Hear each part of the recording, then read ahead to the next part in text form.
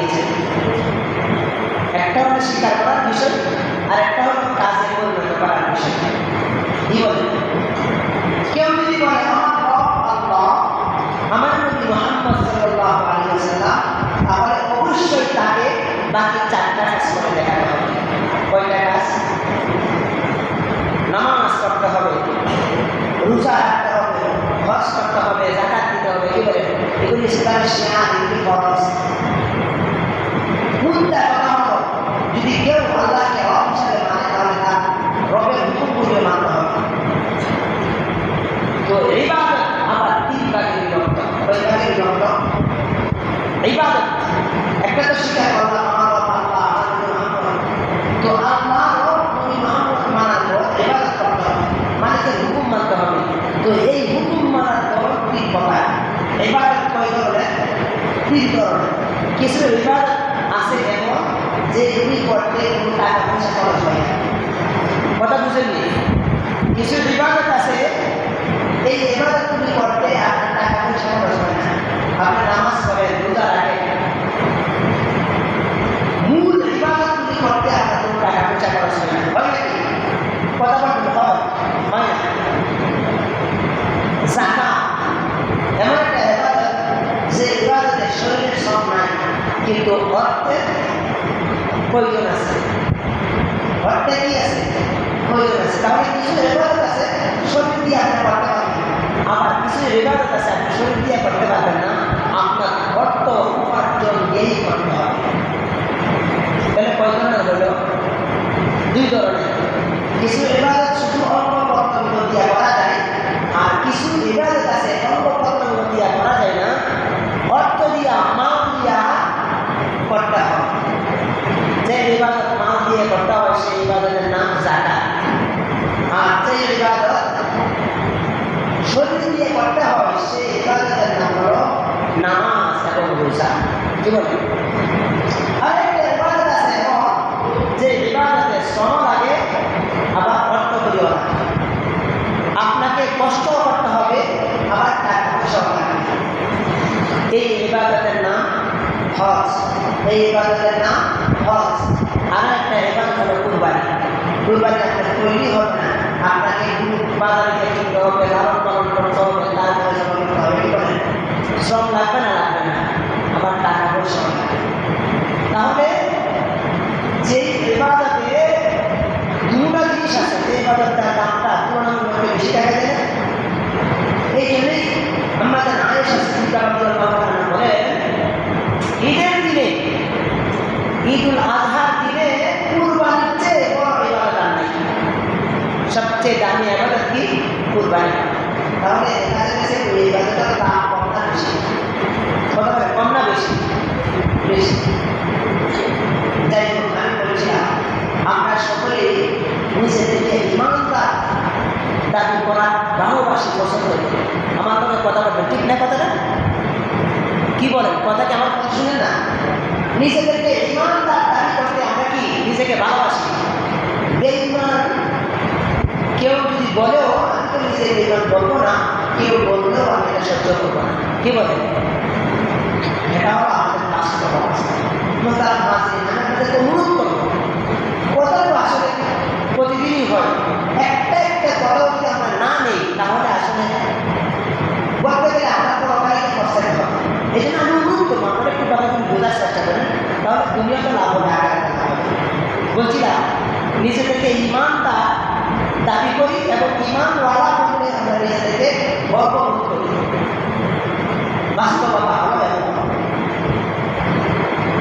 কেউ কোনো ক্ষেত্রে সম্মানী হতে হবে তাকে আগে পরীক্ষা দিতে হবে। আমার কথা মনে বোঝেন না? কোনো কাজে সম্মানিত হতে গেলে আগে কি লাগে? পরীক্ষা লাগে। পরীক্ষা ছাড়া কোনোভাবেই আপনার সম্মানিত হতে পারে না। সমাজে মূর্খ কিছু মানুষ আছে না, পড়ালেখা জানে না, এমন মানুষ আছে না, তাদের কি সমাজে বেশি মূল্যায়ন করে না কম মূল্যায়ন করে? যারা শিক্ষা, তাদের শিক্ষা দীক্ষা কম, তাদের কি সমাজে বেশি মূল্যায়ন করে নাকি কম করে? কম করে। কম করে না বেশি করে? কম করে। আর যাদের পড়ালেখা বেশি আছে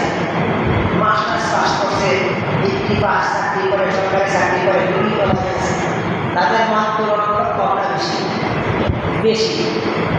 একটু আপনারা কথাগুলি বোঝার অনুরোধ করছি, একটু লক্ষ্য করেন। মসজিদে আসে ঘুমা, মসজিদে আসে মাথা দিচ্ছে তাহলে বলছিলাম যারা পড়ালেখা করে তাদের মান বেশি, আর যারা করে না তাদের মান কম। এটা আমাদের দৃষ্টিতে এমন কেন? কারণটা কি? যারা পড়ালেখা করতেছে না তাদের মান কম কেন আমাদের কাছে, আবার যারা পড়ালেখা করে তাদের মান বেশি কেন? এমনি বিনা কোনো কারণ আছে? কারণ হলো যারা পড়ালেখা করে শিক্ষিত হয় তারা দুনিয়ার আদালতে পরীক্ষা দেয়। কি করে? দুনিয়ার স্কুল কলেজ ভার্সিটিতে কি করে? পরীক্ষা দেয়। পরীক্ষা দিয়া তারা পাস করে। কি করে?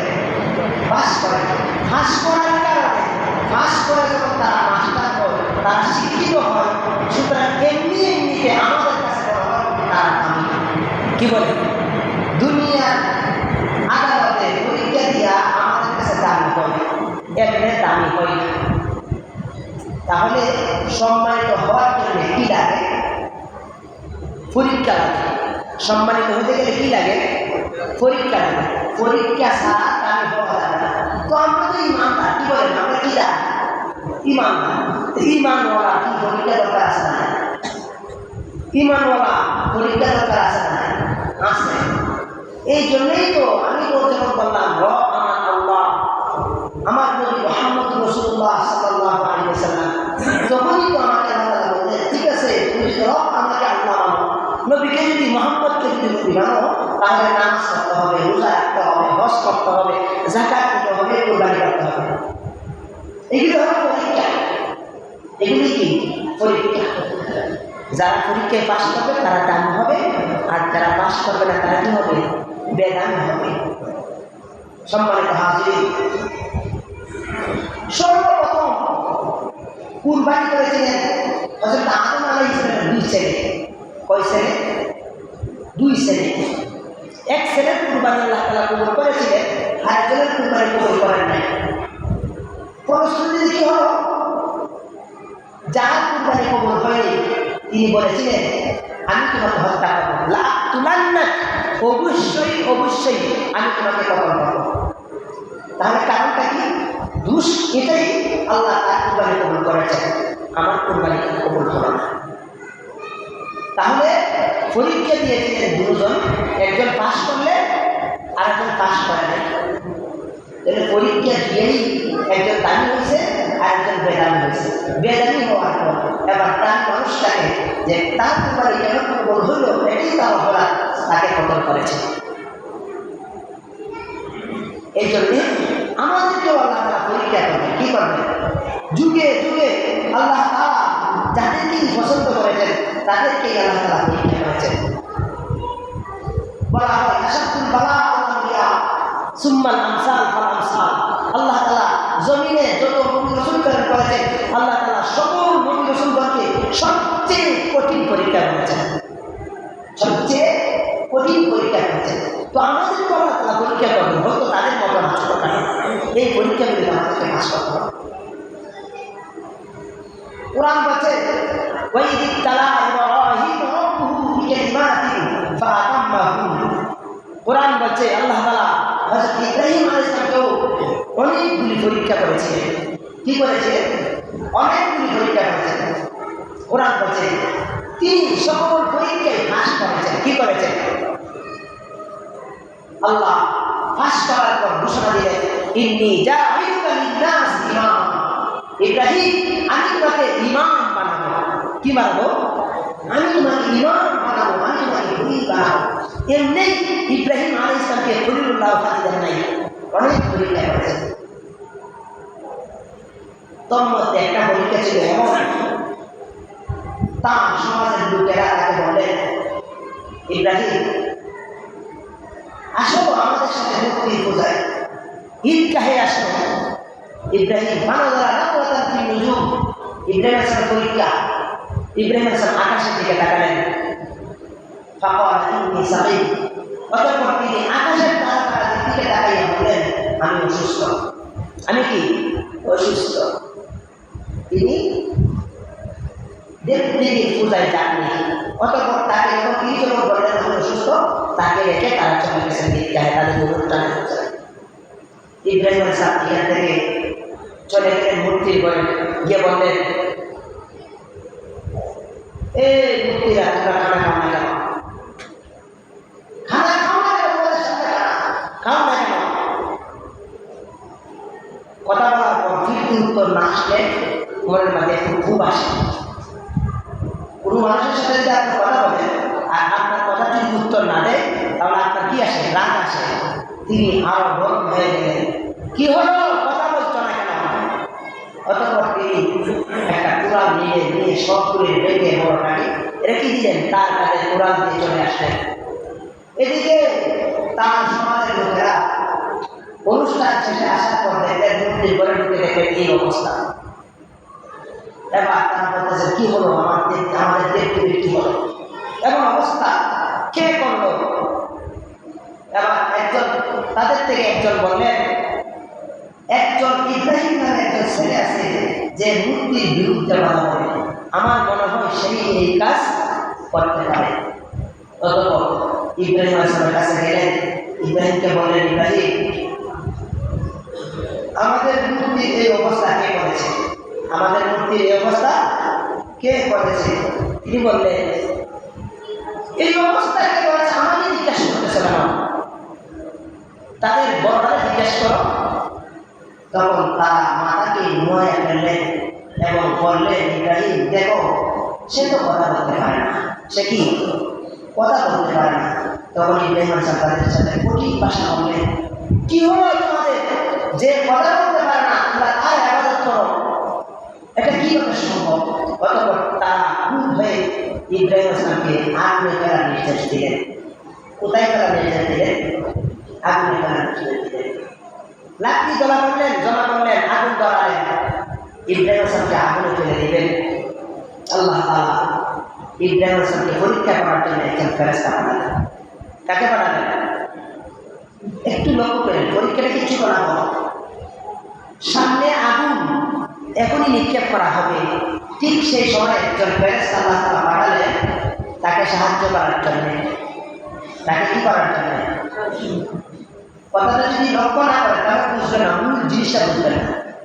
এখন কি সাহায্যের দরকার আছে না? আমার কথা বুঝলি, এখন কি সাহায্যের দরকার আছে না? আগুন সামনে দাঁড়া করে চলতেছে, সেখানে নিক্ষেপ করা হবে, এই মুহূর্তে সাহায্যের দরকার আছে না? নাই আছে।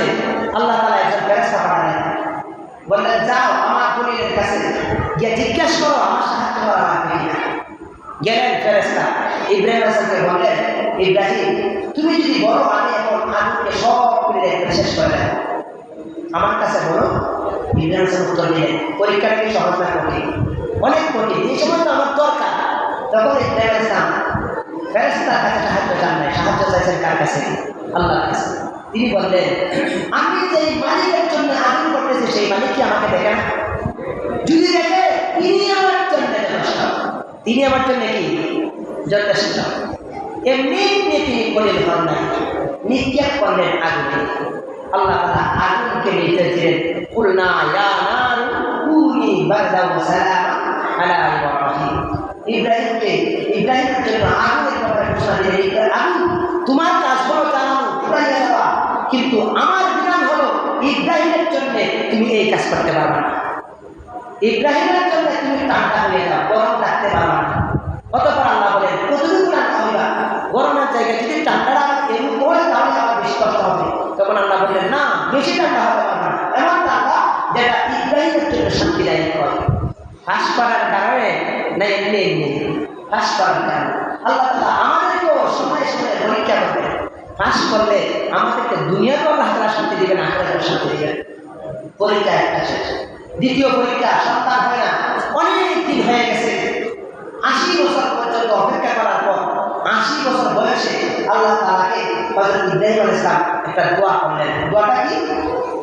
রব্বি হাবলি মিনাস সালিহিন, আল্লাহ আমাকে একজন নেককার সন্তান দান করুন। কি দান করুন? নেককার সন্তান দান করুন। আল্লাহ তাআলা সাক্ষাৎ ইব্রাহিম আলাইহিস সালামের ডাকে সাড়া দিলেন, বললেন ফাবাশশারনাহু গোলামি হালিম, ইব্রাহিম আমি তোমাকে সহনশীল ধৈর্য ধারণকারী সন্তানের সুসংবাদ দিলাম। আমি কোন সন্তানের সুসংবাদ দিলাম? কথা বল না, কোন সন্তানের সুসংবাদ দিলাম? সহনশীল সন্তানের সুসংবাদ দিলাম। সন্তান হল আল্লাহ তাআলা আবারও পরীক্ষা। হযরত ইব্রাহিম আলাইহিস সালাম বলেন, ইব্রাহিম তুমি তোমার সন্তান এবং স্ত্রীকে মরুভূমিতে ফেলে আসো। কি করে আসো? মরুভূমি যেখানে গাছপালা মানুষের কোনো বসবাস নেই, এমন জায়গায় তুমি ফেলে আসো। সহজ না কঠিন?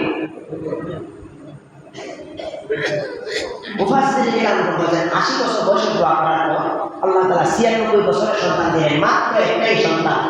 ঠিক সেই সময় আল্লাহ তাআলা এই বিধান দিলেন, তোমার সন্তান এবং স্ত্রীকে মরুভূমিতে রেখে আসো। সহজ না কঠিন পরীক্ষা? পাস করছে না ফেল করছে? কি বলেন, পাস করছে না ফেল করছে? পাস করছে। রেখে আসছে মরুভূমিতে। রেখে আসছে কোথায়?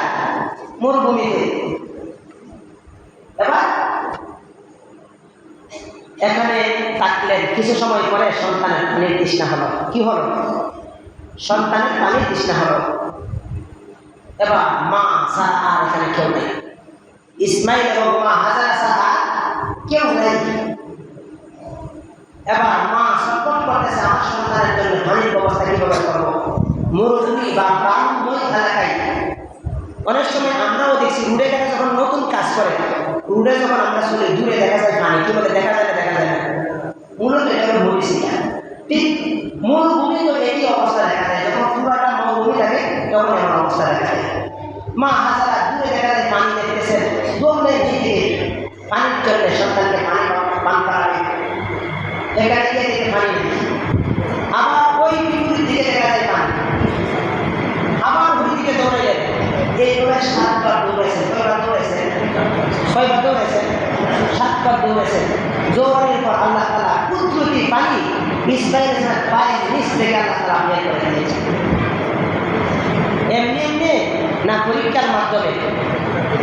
এমনি এমনি জমজম কূপের সৃষ্টি হয়ে গেছে নাকি অনেক ত্যাগের কারণে? যদি সন্তানকে মরুভূমিতে না ফেলে আসতেন তাহলে জমজম কূপের সৃষ্টি হতো না। কুরআন বলছে, ইন্না আ'তাইনাকাল কাউসার, নবী হে আমি আপনাকে হাউজে কাউসার উপহার দিলাম। এই হাউজে কাউসার আমাদের নবীকে আল্লাহ তাআলা হাদিয়া দিয়েছেন। অতঃপর আল্লাহ বলেন, ফাসাল্লি লিরাব্বিকা ওয়ানহার, সুতরাং যেহেতু আমি আপনাকে এত বড় নিয়ামত দিলাম, আপনি নামাজ পড়ুন এবং কুরবানি করুন। তাহলে নিয়ামত পাওয়ার পরে শুকরিয়া দান, আল্লাহ তাআলার হুকুম মানা জরুরি।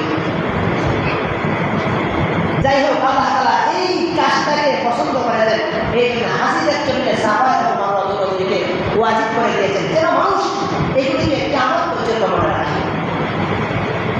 হাজির সন্তান আস্তে আস্তে বড় হবে। কিতাবে লেখছেন, ইবনে কাসির উল্লেখ করেছেন, সন্তানের বয়স যখন 13 বছর বয়সে পরিণত হলো, মোটামুটি কাজ করার মতো বয়স হলো, তখনই হযরত ইব্রাহিম আলাইহিস সালামকে স্বপ্নে দেখালেন, ইব্রাহিম তুমি তোমার সন্তানকে আল্লাহর রাস্তায় কুরবানি করো। তুমি তোমার সবচেয়ে প্রিয় জিনিস আমার কাছে কি করো? কুরবানি করো। ফালাম্মা বালাগা মা'আহু সা'য়া ক্বালা ইয়া বুনাইয়া ইন্নী আরা ফিল মানাম। কোরআন বলছে, যখন সন্তান হাঁটা চলার বয়স হলো, চলার উপনীত হলো, তখন আল্লাহ তাআলা তাকে স্বপ্নে দেখালেন, ইব্রাহিম তুমি তোমার সবচেয়ে প্রিয় জিনিস আমার কাছে কুরবানি করো। ৮ তারিখ রাতে স্বপ্নে দেখার পর তিনি ৭০টি উট আল্লাহ রাস্তা কুরবানি করলেন। কতটি উট? পরের দিন আবার একই স্বপ্ন দেখলেন, আবারও তিনি ৭০টি উট আল্লাহ রাস্তা কি করলেন? কুরবানি করলেন।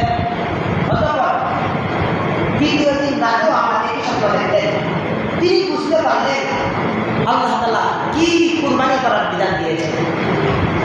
অতঃপর তিনি তার একমাত্র আদরের পরিবার টুকরা মুহতারাম হাজির, যার জন্য আমরা আমাদের জীবনকে বিসর্জন দিতে চাই, কি বলেন? এমন যদি অবস্থা হয় আমার সন্তানকে কুরবানি, আমার সন্তানকে একজন হত্যা করবে, তখন আমি চাইবো আমার সন্তানকে রেখে প্রয়োজনে আমি হত্যা হয়ে যাবো, আমার সন্তান যেন হত্যা না করে। কি বলেন? আমরা এটা চাই না? চাই।